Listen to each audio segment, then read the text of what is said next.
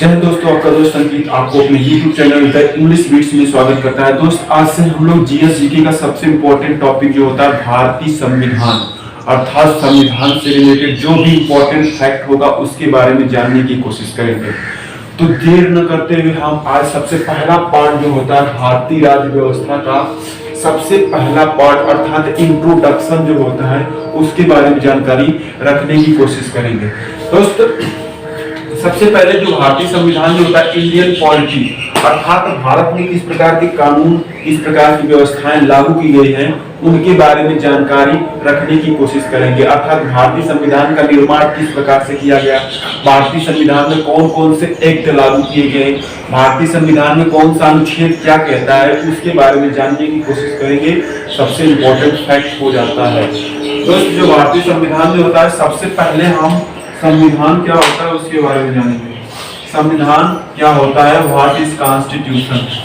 Constitution क्या होता है, किसी भी देश की सामाजिक, चाहे कोई भी देश हो, चाहे भारत हो, पाकिस्तान हो, बांग्लादेश हो, कोई भी देश हो, किसी भी देश की सामाजिक, वहां के समाज से रिलेटेड जो भी प्रक्रियाएं होती हैं, राजनीतिक वहां के जो होते हैं राजनीतिक फंडे जो होते हैं, और धार्मिक अर्थात वहां जो धर्म से रिलेटेड जो भी प्रक्रियाएं होती हैं, एवं सांस्कृतिक अर्थात वहां के कल्चर से रिलेटेड जो भी व्यवस्था होती है उन व्यवस्थाओं के अनुरूप जो सरकार नीतियां बनाती है, नीतियां एवं कार्यों को संचालित करती है, जिन नीतियों एवं कार्यों को संचालित करती है, संचालित करने के लिए जो भी प्रक्रिया अपनाती है, जो भी वैधानिक प्रक्रिया अपनाती है उसी को क्या बोलते हैं, संविधान कहते हैं। दोस्त, सीधे सीधे शब्दों में कह सकते हैं किसी भी देश की सामाजिक, राजनीतिक, धार्मिक एवं सांस्कृतिक व्यवस्था के अनुरूप सरकार की नीतियों एवं कार्यों को संचालित करने की वैधानिक प्रक्रिया को क्या बोलते हैं दोस्तों, संविधान कहते हैं। संविधान जो होता है उसको सिंपल शब्दों में कह सकते हैं, संविधान जो होता है किसी भी देश में तभी लागू किया जाएगा, किसी भी देश का जो संविधान जो होता है वो वहां के जो होता है संस्कृति को लेकर चलता है, वहां के समाज को लेकर चलता है, वहां की राजनीतिक व्यवस्थाओं को लेकर चलता है और वहां को धर्म से, वहां के धार्मिक संप्रदायों को लेकर चलता है। उन संस्थाओं को, उन संप्रदायों को पारित करने के लिए जो भी नियम कानून बनाया जाता है वह नियम कानून संविधान के ही अंतर्गत होता है। तो संविधान की सबसे सिंपल और सबसे छोटी डिफिनेशन यही हो सकती है कि किसी भी देश की सामाजिक, राजनीतिक, धार्मिक एवं सांस्कृतिक व्यवस्था के अनुरूप सरकार जो भी नीतियां अपनाती है, जो भी वैधानिक प्रक्रिया, जो भी कानून अपनाती है वह संविधान के अंतर्गत ही अपनाती है। उसके बाद दोस्तों दूसरा फैक्ट आ गया, आपको समझ में आ गया होगा कि संविधान क्या होता है। अब दूसरा जो होता है भारतीय संविधान का विकास अर्थात जो होता है भारत जो होता है, भारत में जो संविधान बनाया गया उसका विकास कैसे होता है। जैसे किसी भी घर का निर्माण होता है तो थोड़ा थोड़ा उसका नींव होता है ना, नींव से होता है, उसके बाद थोड़ा थोड़ा उसका घर का विकास होता है, बढ़ता जाता है। तो उसी प्रकार जो होता है भारतीय संविधान जो होता है उसका विकास हुआ। जैसे बच्चे का डेवलपमेंट होता है तो छोटा रहता है, धीरे धीरे उसका पालन पोषण करते हुए वो एक दिन बड़ा बन जाता है अर्थात आदमी बन जाता है। तो उसी प्रकार जो होता है भारतीय संविधान का विकास और भारतीय संविधान का विकास के लिए सबसे पहली सीढ़ी क्या होगी उसके बारे में देखते हैं। तो भारतीय संविधान का विकास, इसकी शुरुआत जो होता है ब्रिटिश शासन में हो गया था। क्या हो गया था दोस्तों, ब्रिटिश शासन काल से ही इसकी शुरुआत हो गई थी। तो इसकी शुरुआत जो होता है ब्रिटिश शासन काल में सर्वप्रथम सबसे इंपॉर्टेंट जो होता है रेगुलेटिंग एक्ट 1773 के अंतर्गत हुई थी। अर्थात जो होता है भारतीय संविधान का विकास जब रेगुलेटिंग एक्ट 1773 आया था, उस रेगुलेटिंग एक्ट 1773 के अंतर्गत जो होता है भारतीय संविधान का विकास हो गया था। तो भारतीय संविधान का विकास कब हुआ था, आप रेगुलेटिंग एक्ट 1773 का हुआ था, रेगुलेटिंग एक्ट 1773। आपसे क्वेश्चन पूछेगा भारतीय संविधान का विकास कब हुआ था, तो भारतीय संविधान की विकास जो होता है रेगुलेटिंग एक्ट 1773 से आरंभ हो चुका था, 1773 से आरंभ हो चुका था, रेगुलेटिंग एक्ट 1773 से आरंभ हो गया था। क्योंकि यह प्रक्रियाएं जो होती है ब्रिटिश शासन काल से ही स्टार्ट हो गई थी, धीरे धीरे बढ़ता गया और भारत का संविधान जो होता है बन के तैयार हो गया। तो आप जो जान जाएंगे भारतीय संविधान का विकास रेगुलेटिंग एक्ट 1773 के अंतर्गत हुआ था। अब जो होता है भारतीय संविधान के विकास से संबंधित कुछ अधिनियम होंगे, कुछ कानून होंगे, कुछ एक्ट होंगे, उसके बारे में जानने की कोशिश करेंगे। जैसे 1773 का रेगुलेटिंग एक्ट जो होता है, 1935 भारत शासन अधिनियम, तमाम प्रकार के जो अधिनियम है उनको बारे में काफी इंपॉर्टेंट क्वेश्चन भी पूछता है और काफी इंपॉर्टेंट है भी। तो दोस्त आप जो होता है, सबसे पहले हम लोगों ने संविधान के बारे में जाना। तो संविधान क्या होता है थोड़ा सा मान लेते हैं। संविधान जो होता है किसी भी देश की सामाजिक, राजनीतिक, धार्मिक एवं सांस्कृतिक व्यवस्था के अनुरूप सरकार की जो भी नीतियां एवं कार्य होते हैं उनको संचालित करने के लिए जो भी कानून बनाया जाता है उन कानून को ही संविधान के अंतर्गत लागू किया जाता है। तो भारतीय संविधान के विकास की शुरुआत हुई थी 1773 में रेगुलेटिंग एक्ट। 1773 में रेगुलेटिंग एक्ट, सबसे इंपॉर्टेंट पॉइंट यही है, इस पूरे फंडे का सबसे इंपॉर्टेंट पॉइंट यही है कि भारतीय संविधान का विकास जो होता है रेगुलेटिंग एक्ट 1773 के अंतर्गत हुई थी। अब उसके बाद जानते हैं संविधान के विकास संबंधित कुछ अधिनियम होंगे, उसके बारे में जानने की कोशिश करते हैं।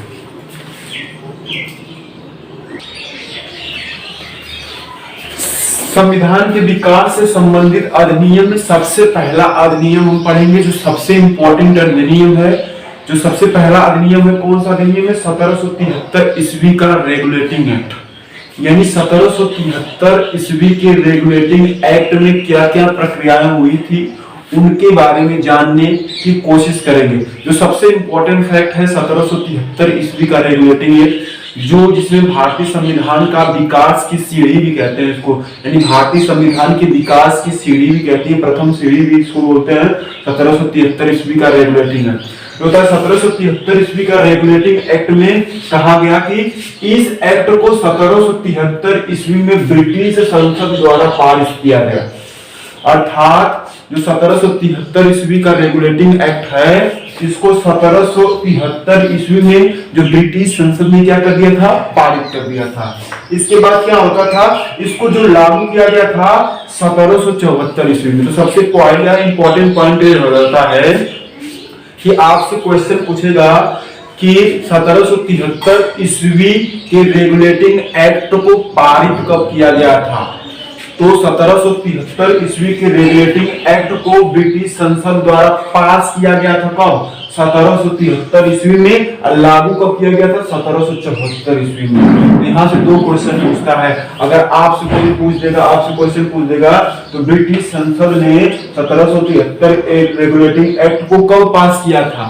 तो आप बताएंगे 1773 ईस्वी में। लेकिन लागू कब किया था? तो बताएंगे 1774 ईस्वी में।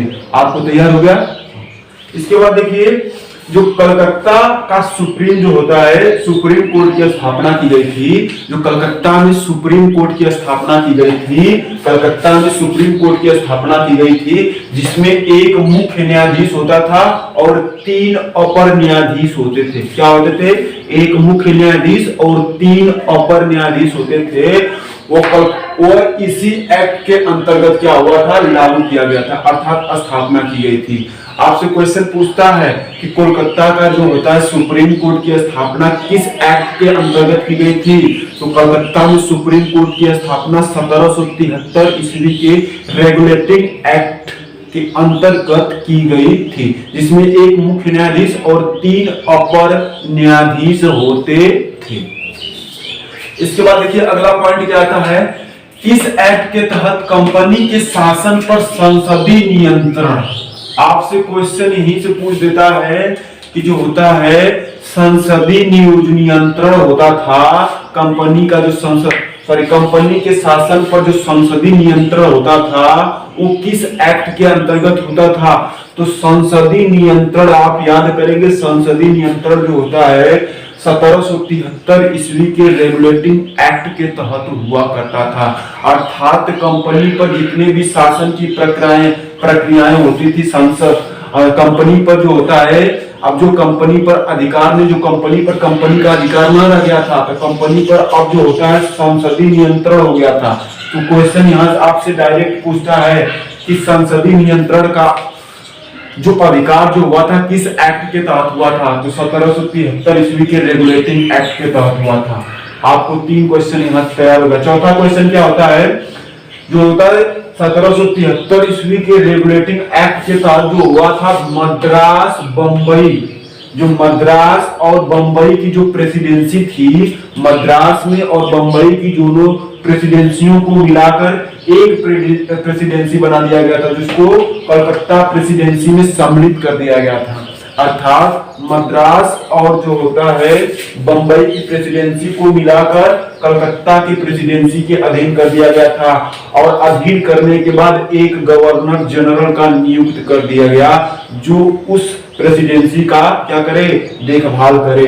तो आपसे क्वेश्चन पूछता है कि मद्रास एवं बंबई प्रेसिडेंसी को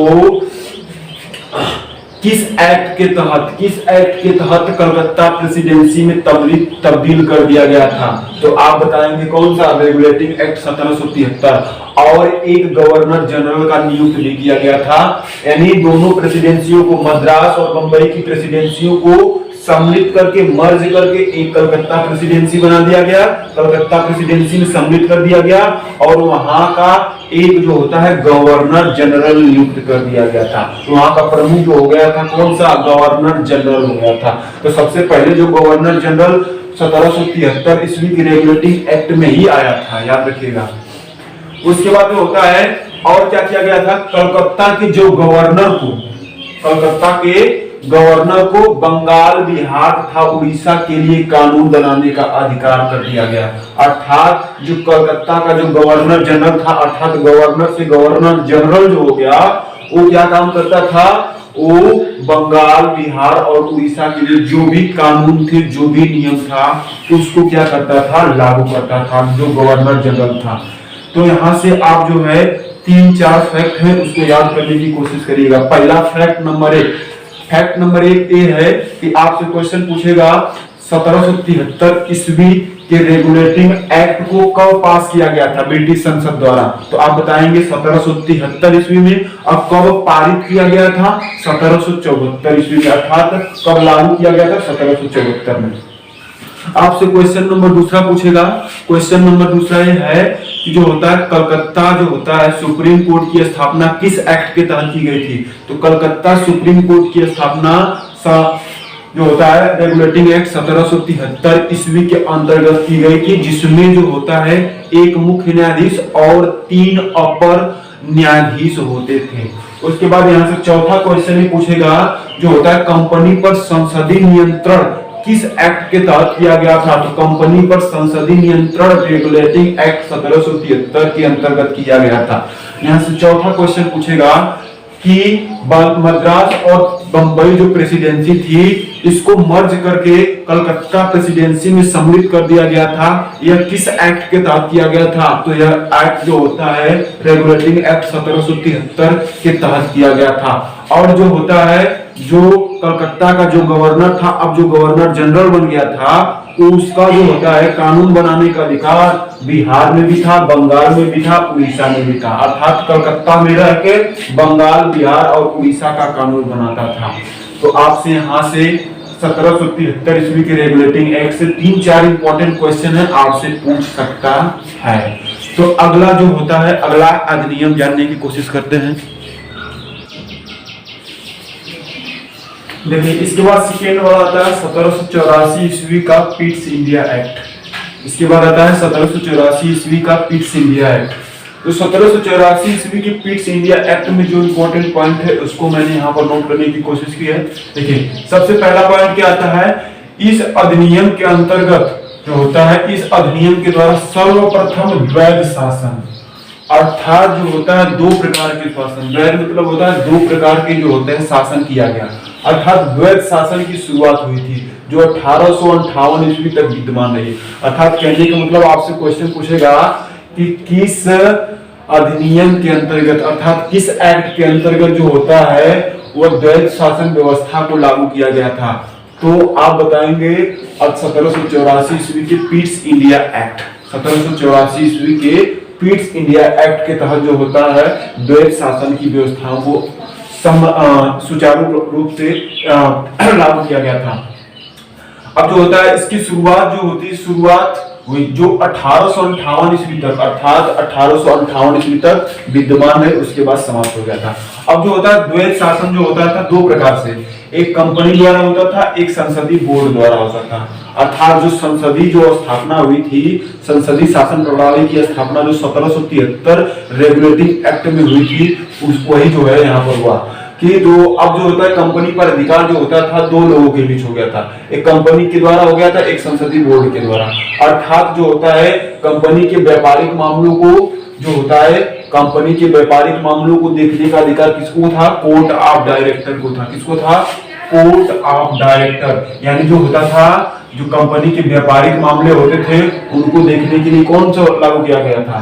ब्रिटिश कंपनी जो होता है कोर्ट ऑफ डायरेक्टर। और जो होता है राजनीतिक मामलों को देखने के लिए बोर्ड ऑफ कंट्रोलर की स्थापना की गई थी। तो आपसे यहाँ से क्वेश्चन एक पूछ सकता है कि जो होता है किस एक्ट के तहत, किस एक्ट के तहत द्वैत शासन की प्रक्रिया लागू की गई थी? तो आप बताएंगे 1784 ईस्वी के पीस इंडिया एक्ट के तहत जो होता है वो होता है द्वैत शासन की व्यवस्थाएं लागू की गई थी। इसमें दो होते थे, कंपनी के द्वारा एक शासन होता था, एक होता था संसदीय बोर्ड के द्वारा। तो जो कंपनी जो देखती थी वो व्यापारिक मामलों को देखती थी, व्यापारिक मामलों में कोर्ट ऑफ डायरेक्टर को निर्माण किया गया था। उसी तरह जो होता है संसदीय बोर्ड के लिए राजनीतिक मामला था, वो क्या करता था? Board of controller. अर्थात एक बोर्ड ऑफ कंट्रोल था, एक बोर्ड ऑफ डायरेक्टर था। कौन था? Court of director. तो कोर्ट ऑफ डायरेक्टर जो होता था व्यापारिक मामलों को देखता था, और बोर्ड ऑफ कंट्रोलर जो होता था वो राजनीतिक मामलों को देखता था। अब इस एक्ट के तहत जो होता है 1784 ईस्वी एक्ट के तहत जो होता था गवर्नर जनरल की परिषद संख्या 3 कर दी गई थी। अब जो होता था 1784 ईस्वी के एक्ट, पीस इंडिया एक्ट के तहत अब जो होता है गवर्नर जनरल की 3 संख्या हो गई थी। क्या हो गई थी? 3 संख्या हो गई थी। और जो होता था अब गवर्नर को परिषद पर विशेष अधिकार कर दिया गया। अर्थात गवर्नर जनरल को 3 भागों में, अर्थात गवर्नर को 3 गवर्नर, जो गवर्नर जनरल कितने थे? 3 हो गए, और एक गवर्नर जनरल को बना दिया गया। एक गवर्नर जनरल और उसके 3 जो होता है, सॉरी, एक गवर्नर और 3 गवर्नर जनरल बना दिया गया। तो आपसे क्वेश्चन पूछेगा किस एक्ट के तहत जो होता है गवर्नर जनरल की संख्या बढ़कर 3 हो गई थी? अब बताएंगे 1784 ईस्वी के पीस इंडिया एक्ट के तहत। अब जो होता था गवर्नर जनरल जो होता था, सर्वप्रथम गवर्नर जनरल आप सब नाम कब सुने थे? 1773 ईस्वी के रेगुलेटिंग एक्ट में। अब जो होता था उस समय एक ही गवर्नर जनरल था, जो होता था उड़ीसा का, और जो होता बिहार और बंगाल प्रशासन करता था। लेकिन अब क्या हुआ 1784 ईस्वी में? अब 3 गवर्नर जनरल बना दिया गया, और तीनों गवर्नर जनरल का एक हेड गवर्नर बना दिया गया। क्या बना दिया गया? एक हेड गवर्नर बना दिया गया। आपसे क्वेश्चन पूछेगा कि जो होता है किस एक्ट के तहत जो होता है गवर्नर जनरल की परिषद संख्या 3 कर दी गई थी? तो बताएंगे 1784 ईस्वी की रेगुलेटिंग एक्ट के तहत। इसके बाद जो दोस्तों होता है अगला देखिए, इसके बाद अगला आता है 1813 ईस्वी का चार्टर एक्ट। अर्थात जो 1813 ईस्वी में जो चार्टर एक्ट आया था उसके बारे में देखते हैं। तो 1813 ईस्वी का जो चार्टर एक्ट आया था, तो इस एक्ट के तहत जो होता है कंपनी के भारतीय व्यापार के अधिकार को समाप्त कर दिया गया था। अर्थात जो कंपनी थी, अब भारतीय व्यापार जो होता था उसके अधिकार को क्या कर दिया गया था? कंपनी के द्वारा समाप्त कर दिया गया था। अब उसका जो था केवल चीन के साथ चाय के व्यापार का अधिकार चलता रहा। अब जो होता है कंपनी जो कंपनी थी उसमें जो भारतीय व्यापार का अधिकार जो होता है उसको समाप्त कर दिया गया था, और अब जो है वो चीन के साथ क्या करती थी? चाय का व्यापार करती थी। यानी 1813 ईस्वी के चार्टर एक्ट के तहत। अब क्वेश्चन पूछेगा किस एक्ट के तहत जो होता है भारतीय व्यापार के अधिकार को समाप्त कर दिया गया था?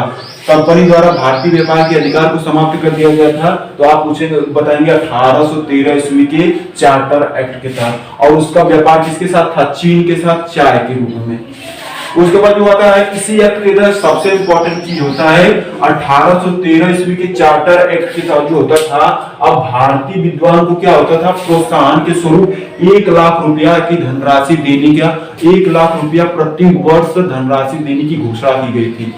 सबसे इंपॉर्टेंट पॉइंट है, आपसे सबसे पहले सबसे इंपॉर्टेंट पॉइंट यही होता है कि यही है कि 1813 ईस्वी का जो चार्टर एक्ट था, 1813 ईस्वी का जो चार्टर एक्ट था उसमें भारतीय जो भारतीय विद्वान थे उनको क्या प्रोत्साहन स्वरूप जो होता है 1 लाख रुपए की धनराशि देने की घोषणा की गई थी।